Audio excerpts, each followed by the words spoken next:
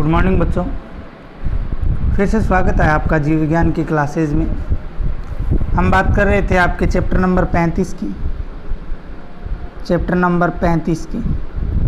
बिल्कुल इजी सा चैप्टर है। चैप्टर नंबर 35 की अगर बात करते हैं तो 35 में हम मेंडल के द्वारा जो मटर के पौधे का चयन किया गया था उसकी बात हमने कर ली थी। अभी जो हम बात करने वाले हैं लक्षणों का चयन। भाई जो 7 जोड़ी विप्रियासी 7 जोड़ी विप्रियासी लक्षण जो हैं उनका जो चयन किया गया था उनकी हम बात करेंगे। 7 जोड़ी विप्रियासी लक्षण थे, वो कौन से थे उनकी बात हम करेंगे। देखिए 7 जोड़ी में सबसे पहले हम बात कर लेते हैं 1 नंबर लक्षण की। तो वो था पादप की ऊंचाई। तो इसमें प्रभावीपन जो था वो था बोनापन। कौन सा था? बोनापन। और अप्रभावी जो था वो था लंबापन। अप्रभावी कौन सा था? लंबापन। 2 नंबर बात करते हैं पुष्पों की स्थिति। देखिए इसके लिए मैंने एक वीडियो और भी बनाया है, उसका भी लिंक मैं आपको डाल दूंगा, वो भी आप देख सकते हो। प्रभावी की बात करते हैं तो पुष्प की स्थिति कक्षीय होगी, वो प्रभावी होगी। और अगर बात करें शीर्षस्थ की तो वो अप्रभावी होगी। 3 नंबर लक्षण जो था वो चुना था फली का आकार।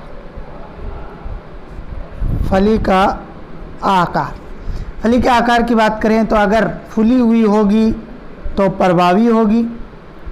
फूली हुई होगी तो क्या होगी? प्रभावी, अर्थात जो अपना प्रभाव व्यक्त करती है। और अगर पिचकी या संकुचित होगी तो क्या होगी? अप्रभावी। 4 नंबर बात करें फली का रंग की बात करते हैं। अगर हरा रंग है तो प्रभावी, और अगर पीले रंग की है तो अप्रभावी होगी। 5 नंबर लक्षण बीज का आकार। बीज का जो आकार है वो अगर गोल होगा तो प्रभावी होगा, और अगर जूरीदार होगा तो वो क्या होगा? अप्रभावी होगा। 6 नंबर अगर बात करें बीज कवच का रंग। बीज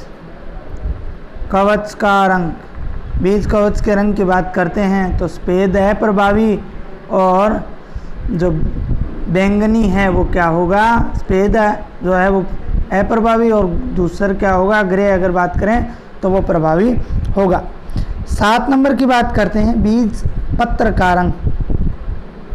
वो बीज कवच का था, ये बीज पत्र का रंग। तो देखिए अगर पीला होगा तो प्रभावी होगा, और अगर हरा होगा तो अप्रभावी होगा। ठीक है, ये 7 हैं। यहाँ पे हमने एक देखा कि बीज कवच के रंग जो हमने क्लास 10 तक नहीं पढ़ा था। क्लास 10 तक हमने बीज कवच का जो रंग है वो नहीं पढ़ा था। तो मेंडल ने क्या किया, कुछ लेखक मानते हैं कि बीज कवच के रंग के स्थान पर एक अन्य लिया गया था, पुष्पों का रंग। क्या मानते हैं कि पुष्पों का रंग का चयन किया था। 10वीं तक हम यही पढ़ते हैं, जिसमें अप्रभावी जो है सफ़ेद प्रभावी, और बैंगनी क्या होता है? अप्रभावी होता है। ये बात थी।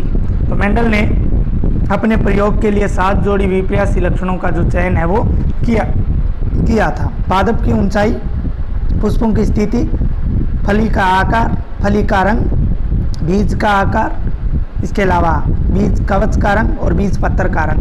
तो बीज कवच के रंग की जगह कुछ जो वैज्ञानिक हैं वो पुष्पों का रंग भी मानते हैं। मेंडल ने इन 7 जोड़ी लक्षणों का अध्ययन कर भाई जो आनुवांशिक रूप से शुद्ध थे उनको, और जो शुद्ध लक्षण से क्या मतलब होता है कि जिसमें लक्षण पीढ़ी दर पीढ़ी अपरिवर्तित रहता है। शुद्ध लक्षण का मतलब क्या था? ऐसे लक्षण जो पीढ़ी दर पीढ़ी क्या होते रहते हैं? अपरिवर्तित रहते हैं, अर्थात वैसे के वैसे लक्षण दूसरी पीढ़ी में चले जाते हैं। उसे क्या बोलते हैं? शुद्ध लक्षण बोला जाता है। यदि हम लंबे पौधे में उगाएं तो वह आगे की पीढ़ी भी क्या होगी? लंबी होगी। जैसे हमने लंबा पौधा उगाया, उसमें अगर आगे की पीढ़ी भी क्या है? लंबी है, तो वो क्या होंगे, शुद्ध लक्षण होंगे। तो इस प्रकार 7 जोड़ी विपर्यासी लक्षणों के बीच में मध्य संकरण करवाकर इन्होंने शुद्ध लक्षणों को प्राप्त किया। इसके बाद हम बात करते हैं कि जो मेंडल था उसकी संकरण तकनीक क्या थी, और संकरण तकनीक के अंदर उन्होंने कौन कौन से संकरण जो है वो किए थे, कौन कौन से संकरण जो है वो उन्होंने किए थे। तो हमारा जो अब टॉपिक रहेगा वो रहे, देखिए हम किताब के हिसाब से चल रहे हैं, बिल्कुल इजी चैप्टर है। मेंडल की संकरण तकनीक,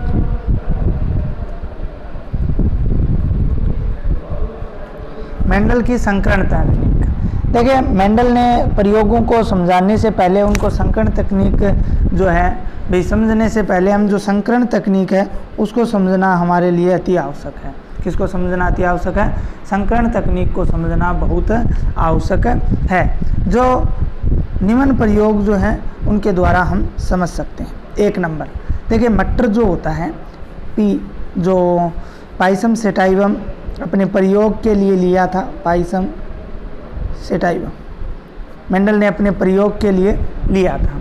एक स्वपरागित पौधा है, मतलब द्विलिंगी होता है, तो इसके अंदर सेल्फ पॉलिनेशन जो है वो आसानी से हो जाता है। ठीक है, क्योंकि इसके जो स्त्रीलिंग और पुल्लिंग है, स्त्रीलिंग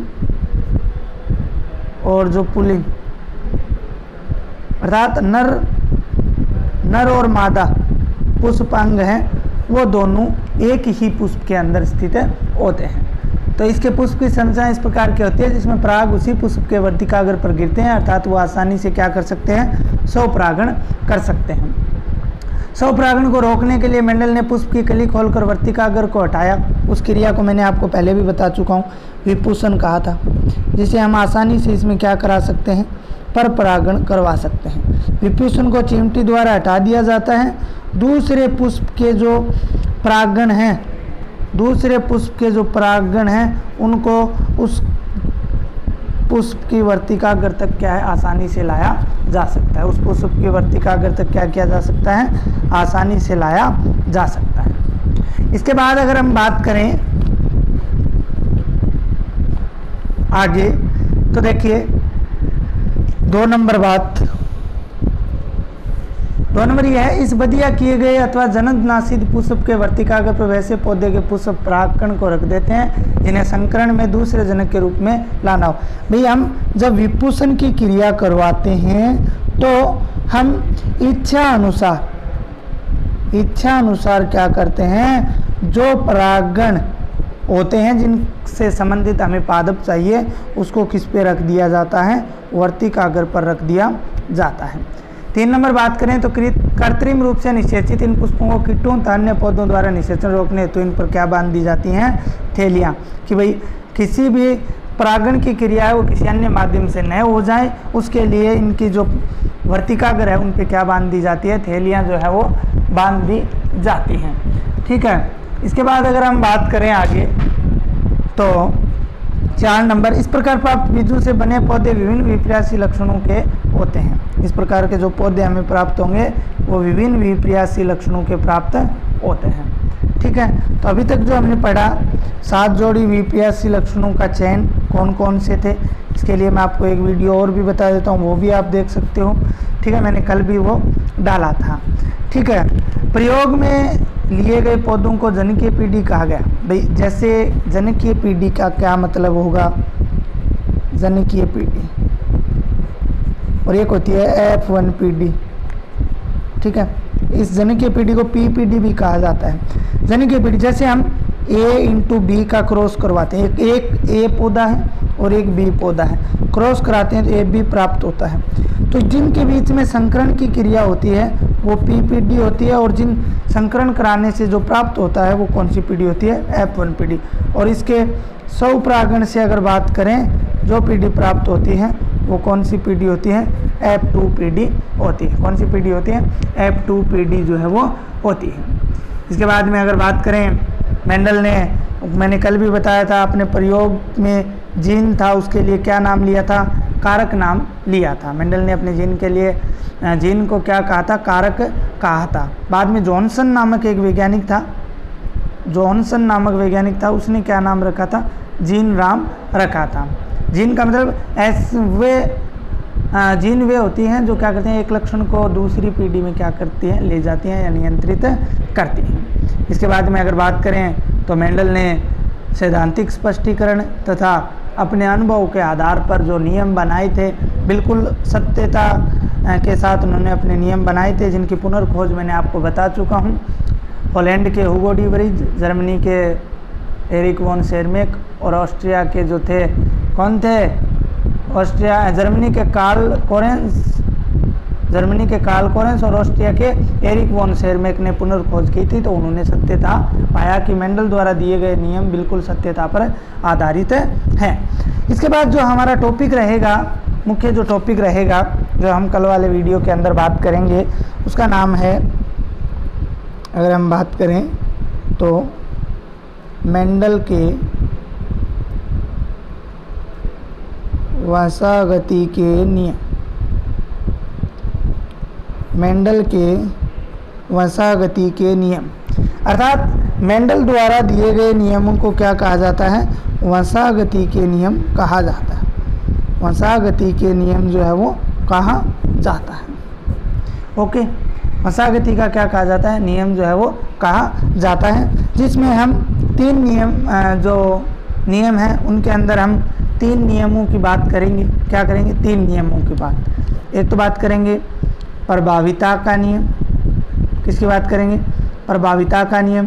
एक हम बात करेंगे विसंयोजन का नियम, जो 10वीं क्लास में भी आपने पढ़ा है, विसंयोजन का नियम। तीसरा पढ़ेंगे अपव्यूहन का नियम, अपव्यूहन का नियम। ये मुख्य 3 नियमों का हम विस्तार से जो है वो अध्ययन करेंगे। उससे पहले क्या किया जाता है कि मेंडल ने जो 7 जोड़ी विपर्यासी लक्षण लिए थे, उनका आपस में क्या करवाया था? संकरण करवाया था। क्या करवाया था? संकरण करवाया था। बात करते हैं ये संकरण कितने प्रकार का होता है। तो देखिए, संकरण मुख्य रूप से हम 3 प्रकार के पढ़ेंगे। एक तो एक संकर संकरण, एक होता है द्विसंकर संकरण, एक होता है त्रिसंकर संकरण, एक आप बहुसंकर संकरण दे रखा है आपके संकर संकरण। होते क्या है? एक संकर संकरण क्या होता है, द्विसंकर संकरण क्या होता है, बहुसंकर संकरण क्या होता है। इसके बाद में हम पढ़ेंगे कौन से संकरण के आधार पर कौन सा नियम जो है वो दिया गया है, उनकी हम बात जो है वो आगे वाले वीडियो के अंदर करेंगे।